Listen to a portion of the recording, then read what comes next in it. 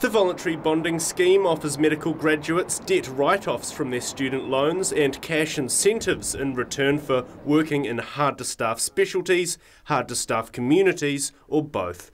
But many hard-to-staff communities have higher populated towns within their boundaries, which means graduates on the scheme may not necessarily work in more remote rural settings where they are needed the most.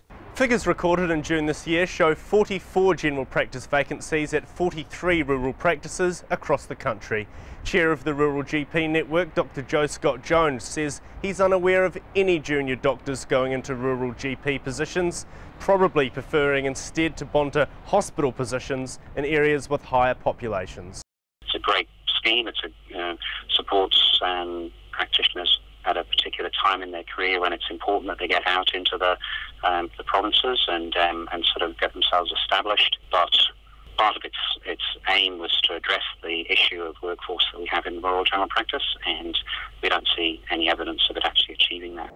Figures released by the Ministry of Education to Country 99 TV show that of the students in the 2009 intake, the majority of graduates ended up in highly populated areas such as Auckland, Wellington and Christchurch. Labour MP Damien O'Connor says there needs to be another tier to further incentivise graduates to work in rural areas. We can't just sit back and hope that it's going to work. I think we've got to get in there and tinker with the scheme to make it deliver now, because we need the support of those health professionals now.